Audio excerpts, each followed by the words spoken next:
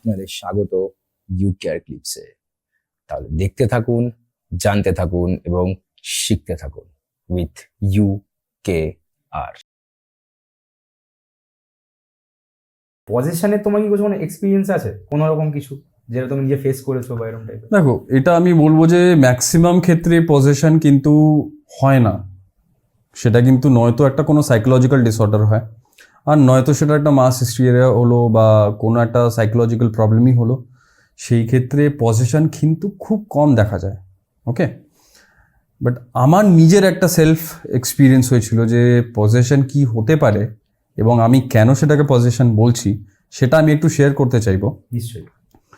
তো first of all, possession খুব একটা দেখার কেসেস তো অনেক আসে, বাট যেহেতু বহু দূর দূর থেকে আসে, ধরো মালদা, মুর্শিদাবাদ, আসানসোল, সেই ক্ষেত্রে বীরভূম থেকে মাঝে মাঝে চলে আসে।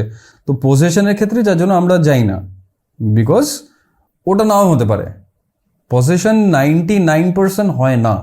মেন্টাল ডিসঅর্ডারের প্রবলেম থাকে, একটা মেন্টাল ডিসঅর্ডার হতে পারে, সাইকোলজিক্যাল কোনো ইস্যুস হতে পারে, এটা হতেই পারে কিছু ক্ষেত্রে। বাকি যে তোমার ধরো আমি 1% বললাম, বা ধরো যদি 90% হয় না বলি, তাহলে 10% তাহলে কি হয়? এই কোয়েশ্চেনটা যেহেতু আমার মনে থেকে গেছিলো, আমি একটা ইনভেস্টিগেশন এসেছিলো এই সেম পজিশন, ঠিক আছে? আর এটা ছিল খুব কাছে গড়িয়ায়। তো গড়িয়াতে একটা নর্মাল ফ্যামিলি, তো বাবা মা মেয়ের বিয়ে হয়ে গেছে।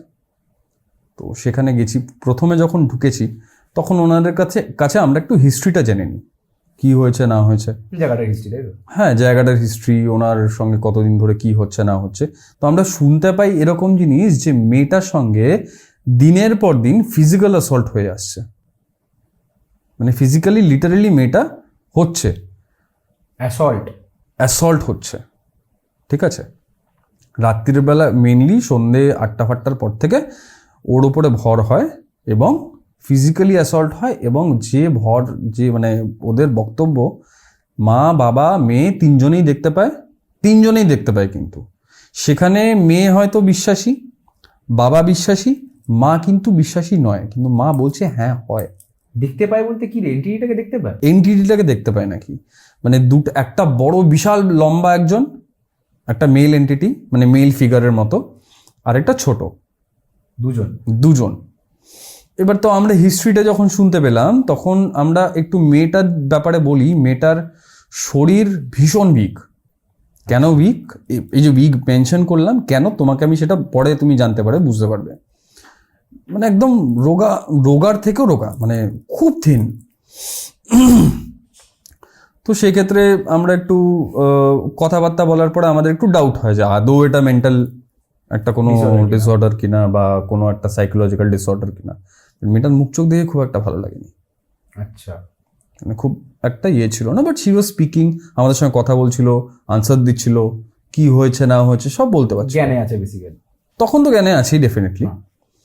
তো তখন আমরা ইনভেস্টিগেশন শুরু করার জাস্ট আগের মোমেন্টটায় আমি কি করলাম, আমি বললাম যে আপনার কোন জায়গাটা দেখতে পান। যে জায়গাটা ওটা দেখতে পেলো, যে জায়গাটা আমাকে দেখালো, সেটা একটা এরকম প্যাসেজ, ঠিক আছে? যে জায়গাটা ব্যাকইয়ার্ডে যাওয়া যায় পেছনের দিকে। হ্যাঁ, হলওয়ে না, খুব একটু ছোট প্যাসেজ, কিন্তু প্যাসেজটা হচ্ছে কিচেনে ডান দিক গেলে কিচেন, সোজা গেলে হচ্ছে ব্যাকইয়ার্ড, যেখানে ফাঁকা একটু জায়গা আছে, ময়লা ফেলা হয়। ঠিক আছে, এইবার ওখানটা আমি বললাম আপনি দরজাটা খুলে দিয়ে, শীতকাল ছিল তখন, দরজাটাকে খুলে দিয়ে আমি ওখানটা চেয়ার নিয়ে বসে পড়লাম। এই কারণে মেয়েটা ওইখানেও দেখতে পায়, বাবাও ওখানেই দেখতে পায়, ওই এন্টিটিসদের ওখানে দেখতে পায়। আমি তখন এই জিনিসটাকে নিয়ে হাতে বসলাম, যে আমি দেখি যে কোনো আমার ওয়েদারের টেম্পারেচারে কোনো চেঞ্জ আসছে কিনা, বিকজ এমনি শীতকাল, ওখান দিয়ে হাওয়া আসছে। তো তখন আমি একটা জিনিস দেখলাম যে ধরো শীতকালে মোটামুটি টেম্পারেচার 25-26 রাত্রির দিকে নেমে যায়, ম্যাক্সিমাম ঘরের মধ্যে তোমার কত থাকবে, 30 থাকবে। আমি দেখছি 29 টেম্পারেচার, ঠিক আছে? এবার গ্র্যাজুয়ালি আস্তে আস্তে যেখান দিয়ে একটা প্যাসেজ খোলা, সেই প্যাসেজ দিয়ে হাওয়া আসছে, সেখানে আমি এই মানে এক্সটার্নাল থার্মোমিটারটায় রিডিং উঠতে দেখছি 29 থেকে till 35 অবধি, মানে নর্মালের থেকে অনেক বেশি। আর যেহেতু একটা মানে হাওয়া আসছে, ফ্লো আছে, জেনারেলি এটা হওয়ার কথা নয়, শীতকাল তাও আবার। হুম। আমি তখন বুঝলাম দের ইজ সামথিং রং, এটাকে আমার মনে হয় একটু অন্যভাবে নেওয়া উচিত। অন্যভাবে নেওয়া উচিত মানে ইনভেস্টিগেশনটা প্রপারলি একটু করে দেখা উচিত যে আদৌ পজেশন বলছে না কি, ম্যাটারটা কি নাকি, এইসব করা উচিত। তখন হট করে ওর বাবা এবং মা দুজনেই আমাকে বললেন যে আপনি এখন কিছুই বুঝতে পারবেন না, আমরা ঘর থেকে বেরিয়ে যাই তখন বুঝতে পারবেন। তো দেখো, প্যারানর্মাল ইনভেস্টিগেটর হওয়ার সঙ্গে সঙ্গে আমি স্পিরিচুয়াল পাথে একটু ইনক্লাইন্ড। মানে ধরো কোনো মন্ত্র জপ করা হোক, কোনো মেডিটেশন করা হোক, সেটাতেও আমাকে প্র্যাকটিস রাখি আমি নিজের এক্সপেরিমেন্টের জন্য, যে কোনটা কিভাবে কাজ করে সেটা জানার জন্য। তো আমার কিছু প্র্যাকটিসেস ছিল, এখনও আছে, এখনও আমি করি। তো ওনারা যখন বলেন যে এই 8টার সময় জিনিসটা হয়, বেরিয়ে যাওয়ার পরে, সবাই যখন বেরিয়ে যায় তখন জিনিসটা হয়। মেয়েটা যখন একা থাকে, মেয়েটা যখন একা থাকে এবং মেয়েটার সঙ্গে কেউ থাকে, তখন নাকি মেয়েটার উপর ভর হয়। ভর বলতে আমরা ইংলিশে যেটাকে পজেশন বলি, বাংলায় ভর বলি। হ্যাঁ। কেউ একটা কিছু একটা চাপে, এরকম ব্যাপার। আমার তখন আইডিয়া ছিল না what I am going to face. আমি ভেবেছিলাম হয়তো হবে কিছু একটা, হয়তো সাইকোলজিক্যাল ট্রমা থাকতে পারে, কোনো একটা ব্যাপার থাকতে পারে। বিকজ এমনি একটু মেয়েটা একটু শি ওয়াজ, মানে একটু ঝিমনও ছিল, শি ওয়াজ ভেরি উইক, ফিজিক্যালিও উইক ছিল, মেন্টালি একটু উইক ছিল, কোনো হয়তো প্রবলেম আগে ছিল। বাট আমি ওনার মাকে বারবার জিজ্ঞেস করলাম যে আপনার মেয়ের কোনো টেস্টিং করিয়েছেন? এটা কিন্তু আমরা সর্বপ্রথম বলি যে কোনো প্রবলেম হলে আগে যদি নিজের সঙ্গে একা হয়, বাড়ির কারোর সঙ্গে হচ্ছে না, তাহলে সেখানে আপনি আগে মেডিকেল হেল্প নিন, যে আপনার নিউরোলজিক্যাল বা সাইকোলজিক্যাল কোনো ডিসঅর্ডার হচ্ছে কিনা, বা আপনি হ্যালুসিনেশনে ভুগছেন কিনা। তারপরে অন্য যা হেল্প নেওয়ার সেটা আপনি নিতে পারেন। এটা সবাইকে আমরা এই জন্য বলি। আমি সেরকম জিজ্ঞেস করলাম যে আপনার কি এরকম মেয়ের কোনো নার্ভের প্রবলেম বা অন্য কিছু প্রবলেম কি আছে? উনি বললেন যে আমি সমস্ত ডাক্তার দেখেছি, কোনো প্রবলেম নেই। ও দিনের দিনে এরকম শুকিয়ে যাচ্ছে, রোগা হয়ে যাচ্ছে, আর ওকে এরকম কিছুতেই ছাড়ছে না। আমি বললাম ঠিক আছে, যখন বেরিয়ে যায়, বেরিয়ে গেলে যখন আপনার মানে বাড়ির লোক বেরিয়ে গেলে যখন আপনার এরকম হয়, তাহলে একটা কাজ করুন, ওর বাবাকে রাখুন শুধু, আপনারা সবাই বেরিয়ে যান। এবার আমরা যে গেছি, মানে হয় না যে আশেপাশের কয়েকজন চলে এসছে, বলছে, ম্যাটারটা এক্সপ্লেন করছে, লোক জোগাড় হয়ে গেছে বেসিক্যালি। লোক জোগাড় না, এসে ওনার মাই ডেকেছিল আচ্ছা, প্রতিবেশীকে, যাতে বোঝাতে পারে যে এক্স্যাক্টলি কীরকম হয়। এবার আমরা গেছি, তো গিয়ে আমি বললাম যে আপনারা বেরিয়ে যান, ওর বাবা থাক শুধু, আমি দেখি কি হয় না হয়। তো বাবা বেরিয়ে যাওয়ার পরে আমি দেখছি যে মেয়েটা নর্মাল। খানিকক্ষণ ওয়েট করেছি, 15 মিনিট ওয়েট করেছি, মেয়েটা নর্মাল। 15 মিনিট ওয়েট করার পরে আমি বললাম না, এইভাবে হবে না, আমাকে কিছু তো একটা ট্রিগার আউট করতে হবে, ঠিক আছে? তো আমি ওকে বললাম, বোন তুমি এখানে এসে বসো, সামনে এসে বসো, আমি একটু বসছি তোমার ইয়েতে। বাবাকে বললাম একটু গঙ্গা জল দিন, আমি নিজের গায়ে ছেটালাম, ছিটিয়ে তারপর ওর গায়ে ছেটালাম। তখন অবধি ঠিক ছিল। দিয়ে ওর মাথায় হাতটা রেখে আমি একটা জাস্ট মন্ত্র চান্ট করতে শুরু করলাম, জাস্ট একটা মন্ত্র চান্ট করতে শুরু করলাম, দ্যাট অলসো অফ মা কালী, ঠিক আছে? তখন অবধি কিছু হয়নি। খানিকক্ষণ বাদে 5 মিনিটস মতো মানে জাস্ট হয়েছে, মেয়েটার আস্তে আস্তে দেখলাম চোখটা পুরো উল্টে গেল। লিটারালি মুভিতে দেখায়, মুভিতে যেরকম দেখায়, চোখটা পুরো উল্টে গেল, সাদা হয়ে গেল, পুরো পুরো সাদা হয়ে গেল। আমরা ওরকম নর্মালি চোখ উল্টাতে পারবো না, মানে আমরা হাজার চেষ্টা করি, যে যত ভালো আই এক্সারসাইজ পারুক, ওরকম চোখ উল্টে দেখাতে পারবে না।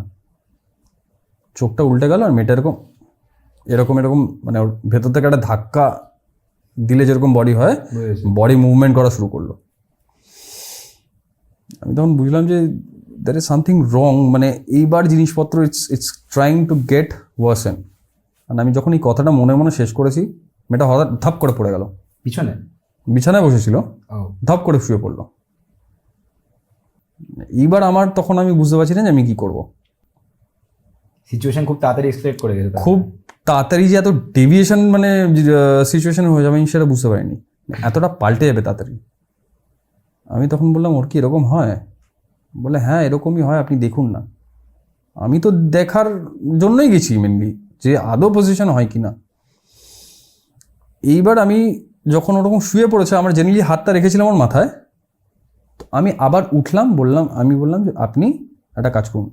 উনি মেয়েটার ডান দিকে বসেছিলেন, আমি বাঁ দিকে। আমি বাঁ হাত দিয়ে ধরলাম ওর বাঁ হাতটাকে, দিয়ে মাথায় দিয়ে এবার একটা অন্য স্তোত্র পাঠ করা শুরু করলাম, যেটা আরেকটু মোর পাওয়ারফুল। ওই স্তোত্রটা পাঠ করার সঙ্গে সঙ্গে শুরু হলো হচ্ছে ওর ইরিটেশন। ফার্স্টে তো মানে ওর নর্মাল ভয়েসে ও তো চিৎকার চেঁচামেচি গলা দিয়ে একটা বিয়ার্ড সাউন্ড বেরোচ্ছে, বিয়ার্ড সাউন্ড অবধি ঠিক ছিল, ওর গলা ছিল। এইবার শুরু হলো মেয়েটা হঠাৎ করে এরকম পুরো ধনুকের মতো বেঁকে গেল, ধনুকের মতো পুরো এরকম বেঁকে গেল, খাটের মধ্যে নাকি নিচে? খাটের মধ্যেই, খাটের মধ্যেই। খাটে শুয়ে পুরো এরকম ধনুকের মতো বেঁকলো, বেঁকে ধাপ করে আবার পড়ে গেল। চোখ বন্ধ, কোনো নড়নচড়ন নেই। আমি মন্ত্রটা খুব স্লোলি করছিলাম, বিকজ আমি এটাও মানে আমার ফার্স্ট টাইম হচ্ছে লাইফে এরকম এক্সপিরিয়েন্স। কিচ্ছু করলো না, মেয়েটা শুধু চোখটা খুললো, ডান দিকে তাকালো বাবার দিকে, বাবাকে শুধু এরকমভাবে ছিটকে ফেলে দিল, ছিটকে ফেলে দিল খাট থেকে। এবার আমি ফার্স্টে বলেছিলাম মেয়েটা খুব উইক ছিল, ওর বাবাকে ছিটকে ফেলার মতো ক্ষমতা ছিল না এক হাতে, তাও শুধু ছিটকে এরকমভাবে এরকম ছিটকে ফেলে দিল শুধু। মানে বাবা লিটারেলি এখান থেকে বিছানা থেকে ওই অতটা ডিস্টেন্সে, মানে আমি তোমার থেকে যতটা ডিস্টেন্সে বসে আছি এখান থেকে থ্রো করলো, ওখানে গিয়ে পড়লো, পড়ে এবার আমার দিকে তাকালো, তাকে শুধু আমার গলাটা ধরলো, একটা মেল ভয়েস বলল তুই যেটা চেষ্টা করছিস পারবি না। এই কথাটা literally I am getting goose bumps. Literally আমাকে বললো তুই যেটা চেষ্টা করছিস সেটা পারবি না, যদি তোর ক্ষমতা থাকে করে দেখা, একটা মেল ভয়েসে। At that point of time আমি বুঝলাম যে it is not a normal case. তো আবার ওরকম চোখ বন্ধ করে নিলাম। আমি তখন ওর বাবাকে বললাম আপনি একটা কাজ করুন, আপনি যত যা হয়ে যাক আপনি শুধু ওর হাতটা চেপে ধরে থাকুন। তো আমি যে স্তোত্রটা পাঠ করছিলাম ওটা জোরে জোরে ওর মাথাকে চেপে ধরে, মানে তখন আর ডান হাত বাঁ হাত আমার খেয়াল নেই, মানে আমি যে হোক যেভাবে হোক আমি ওকে চেপে ধরে আছি, ঠিক আছে, কমপ্লিট করার জন্য, প্রসেসটা যাতে কমপ্লিট হয়। তখন তো লিটারালি মানে ওর যান্ত্রক গলা শুরু হয়ে গেছে, মেয়েটার নিজের গলা নেই, যান্ত্রক গলা শুরু হয়ে গেছে। এইভাবে হাত ধরে লিটারালি ও মানে প্রায় আমাকে ছিটকে ফেলে দেয়, প্রায় ওর বাবাকে ছিটকে ফেলে দেয়। এই চিৎকার শুনে আবার চলে আসে ওর মানে মায়েরা তো বাইরে আমি যেতে বলেছিলাম, চলে আসে, ওকে 3-4 জন মিলে ধরে রাখা যাচ্ছে না। সবাই চলে আসার পরে ছাড়েনি যতক্ষণ না আমি ওই ওই মানে একটা বলে না যে ওই ইয়েটা নিয়ে নিয়েছিলাম, মানে কন্ট্রোল নিতে পারিনি। কন্ট্রোল আমি অত বড়ও না যে কন্ট্রোল নিয়ে নেবো, মানে জিদটা আমার চেপে গেছিল যে আমি যে করে হোক এটাকে কমপ্লিট করবো। স্তোত্রটা অ্যাটলিস্ট ওর আমি কমপ্লিট করবো ওর ওপরে। স্তোত্রটা কমপ্লিট করার পর প্রচন্ড আমাকে বাধা পেয়েছি, আমি প্রচন্ড বাধা পেয়েছি, কারণ ও যেভাবে ওর গায়ে এমন শক্তি চলে এসেছিল, it's not normal, it's not human. মানে ওইভাবে আমার দুটো হাতকে মাঝে মাঝে ওর মাথা থেকে হাত ছড়িয়ে ওর দুটো হাতকে আমাকে এরকম উঠে চেপে ধরে রাখতে হচ্ছিল। আমি তো নিচে বসেছিলাম, আমাকে খাটের ওপর উঠে লিটারেলি ওর হাত এইভাবে চেপে রাখতে হয়েছিল, একটা হাত, মানে তোমার একটা আঙুল ধরে থাকার সময় এরকমভাবে চেপে থেকে কোনোভাবে যাই হোক আমি স্তোত্রটা কমপ্লিট করি। স্তোত্রটা কমপ্লিট করার পর for some time she was not in sense. তারপরে আবার একটু গঙ্গাজল ছেটা কেন, যেহেতু গঙ্গাজলকে পবিত্র মানা হয়, এর মধ্যে ডেফিনেটলি একটা মাইথোলজিক্যাল বিলিফ কাজ করে। মেন রিজনটা হচ্ছে জলের ছেটা যে দেওয়া হয় হচ্ছে কারণ যখন আমাদের এই ফেশিয়াল যে নার্ভসগুলো আছে এতে যদি আমি কোনো জিনিস স্প্রে করি বা ছেটাই জোরে, তাহলে the sense comes back. This was my intention.